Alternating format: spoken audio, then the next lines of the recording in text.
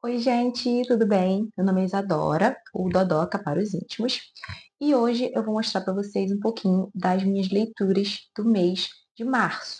O mês de março foi o mês do Dia das Mulheres, né? Então é conhecido como mês das mulheres, etc. E eu quis ler apenas mulheres no mês de março, né? Então fiz essa escolha consciente e quis ler apenas mulheres durante esse mês, justamente para celebrar a nossa literatura, né, feminina e tal, que eu acho tão importante. Gente, antes de eu mostrar os livros, não se esqueça de se inscrever no canal aqui embaixo, se você ainda não for inscrito, dar o like no vídeo e compartilhar esse vídeo com outras pessoas que você sabe que também gostam de ler e gostam de conversar sobre livros, tá? Bom, o primeiro livro que eu li, gente, eu já tinha mostrado para vocês que eu estava lendo ele, né? Tava em andamento essa leitura, e é O Morro dos Ventos Uivantes, da Emily Bronte. Gente, que releitura maravilhosa. Eu já tinha lido esse livro, né? Acredito que lá em 2018, 2019, na faculdade. E, gente, que releitura que só acrescentou a minha leitura inicial, né? Esse livro aqui, ele é tão sensível, ele é tão necessário, né? E eu reli ele depois de ter assistido o filme, né? Eu até fiz um vídeo aqui sobre aquele filme que saiu há pouco tempo, que eu achei muito ruim. E eu tive vontade de voltar ao texto original justamente para tirar aquele gosto ruim da boca que o filme tinha deixado. Então, eu peguei ele para reler e, gente, ai, me acrescentou muito. Quem não leu esse livro precisa ler. Ele é, acho que agora, né? Ele se tornou, com essa releitura, o meu livro favorito da vida, né?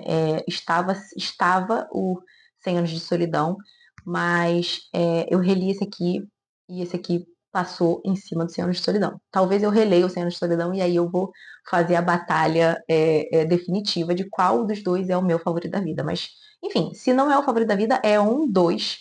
E, e muito incrível, muito incrível. Aqui a gente vai ter uma história, né?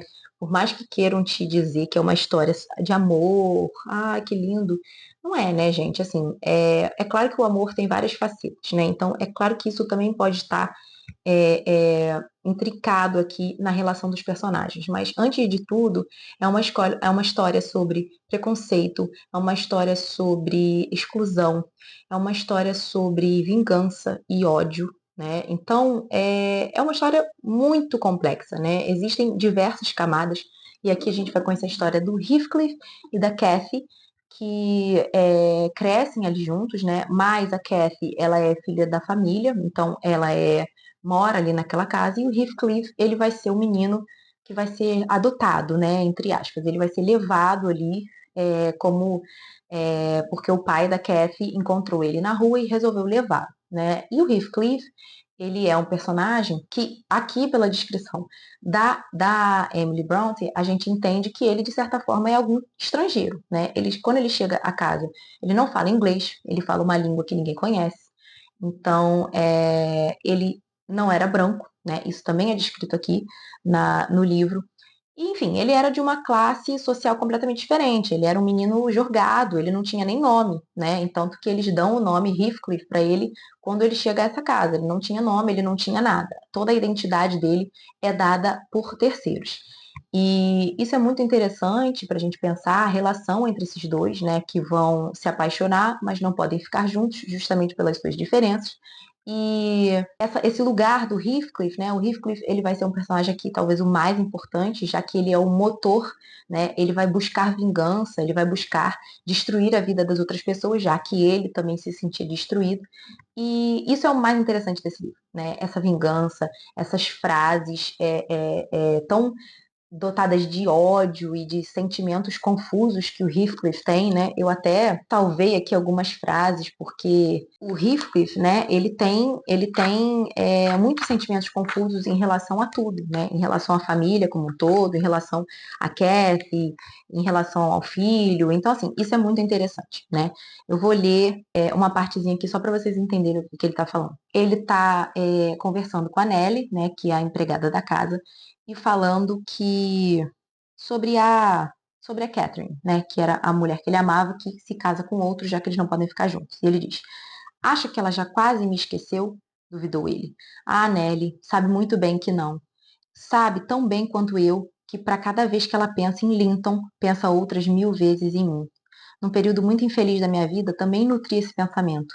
A ideia me torturava quando regressei no verão passado, mas só se ela mesma confessasse, eu voltaria a admiti-la.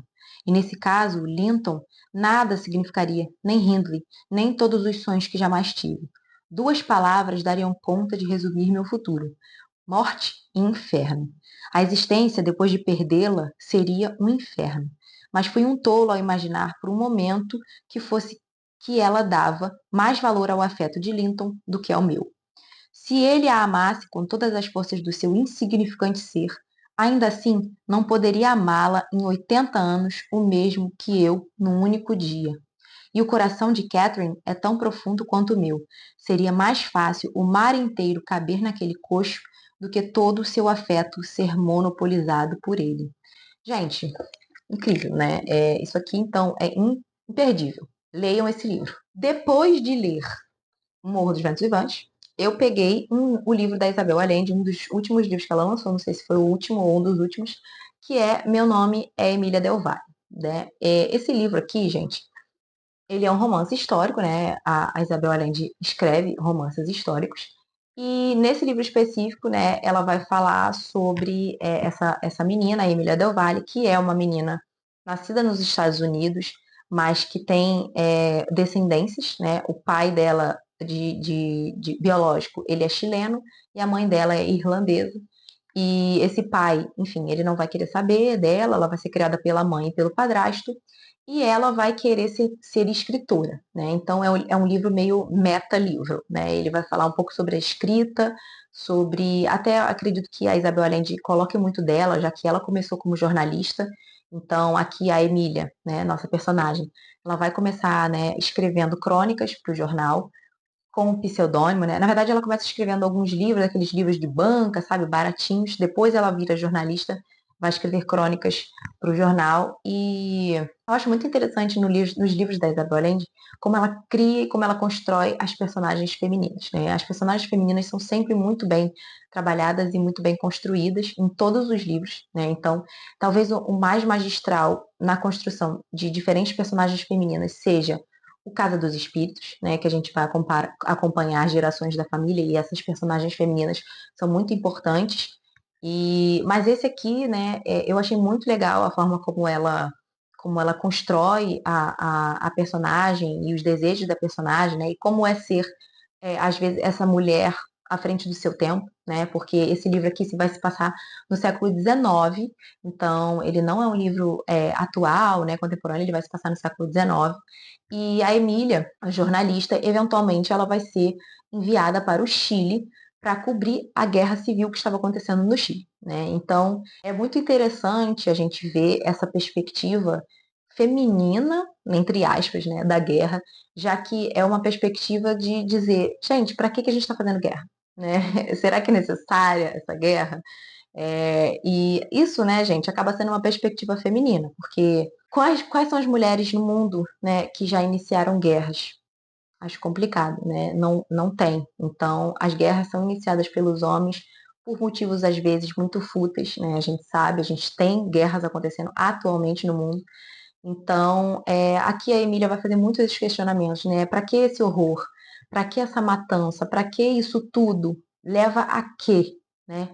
E eu acho muito legal, né, a forma como a Isabel Allende vai fazer isso e como a Isabel Allende coloca nos livros dela, ela nunca faz uma personagem escolher o que ela precisa da vida, sabe? Ela sempre coloca assim, não, você quer casar, você quer ter um amor, você consegue ter isso e também ter a sua carreira, né? Fazer da sua carreira a coisa mais importante, porque eu acho que às vezes as pessoas acham que a mulher precisa escolher, ou você vai ter uma família, ou você vai ter uma carreira, e não, né, gente? Acho que a maioria das mulheres no mundo tem a sua família e tem a sua carreira, e muitas são muito bem-sucedidas, né? É claro que algumas acabam encontrando muitos empecilhos, porque a gente sabe que existem empecilhos para mulheres que têm filhos, para mulheres casadas, tudo isso. Mas eu acho legal como ela retrata isso em vários livros dela. E esse aqui eu gostei bastante. Não, não é um dos meus favoritos da Isabel Allende, tá? Eu acho que tem outros muito bons. Eu tenho alguma coleção, assim, eu já li bastante livro dela. E se vocês quiserem um dia, eu mostro a minha coleçãozinha, né? E quais são os meus livros favoritos, né? Ela tá num lugar específico porque eu considero a Isabel Allende uma das minhas autoras favoritas. Eu acho que ela é refrescante, né? No mundo que a gente vive, ela é refrescante porque ela traz coisas atuais, ela traz coisas importantes, mas ela traz de uma forma tão bonita, sabe? Que dá vontade de ler. Então, e também como são romances históricos, você acaba ficando muito imerso na história. Então, fica aqui minha recomendação. Gostei, não amei, mas gostei normal.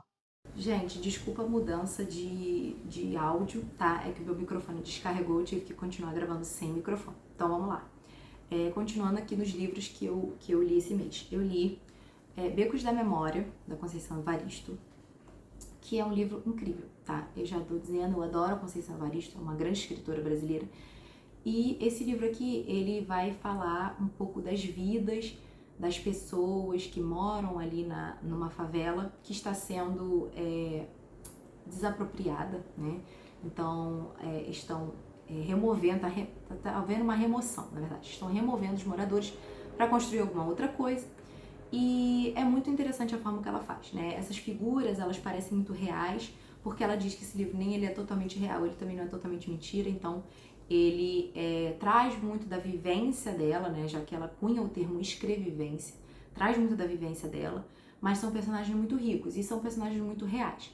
E o que eu aprecio mais na Conceição é a forma como ela consegue falar de forma muito simples, então ela não tem assim um hermetismo linguístico, mas é uma linguagem literária tão linda, tão bonita, né? E sobre coisas, sobre assuntos tão profundos, tão pesados às vezes, que eu acho que é o grande valor dela é esse, né? É a forma como ela conta, é como ela conta. Então, indico muito para quem não conhece. Deixa aí alguma indicação da Conceição que vocês têm, tá?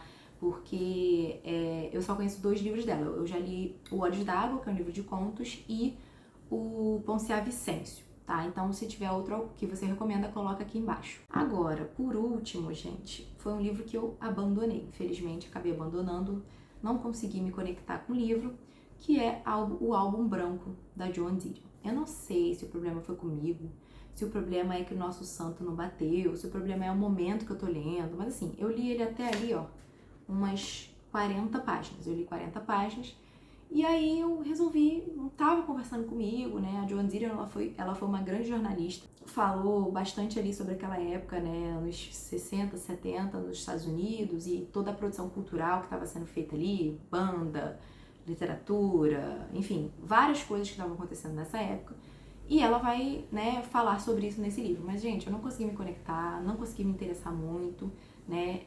Eu não sei se o problema é o livro ou se... Não sei, tá? Não sei muito bem por que eu não consegui ler esse livro. Já é a segunda tentativa que eu faço de ler esse livro e eu não consegui, então acho que eu não vou tentar uma terceira, tá? Mas se você tiver algum livro da Joan Didion que seja mais tranquilo, que você acha que seja mais palatável, coloca aí também nos comentários, beleza? Pra eu ter essa indicação. E foi isso, gente. Tudo que eu li no mês de março. Se você gostou, deixa o like, tá? Todos os links para os livros que eu comentei vão estar aqui embaixo. Então, se você fazer uma compra na Amazon, use meu link que você me ajuda muito. E é isso. Não esqueça de deixar... já falei deixar o like, mas não se esqueça de se inscrever e compartilhar esse vídeo com outras pessoas. E espero que vocês tenham gostado. É isso.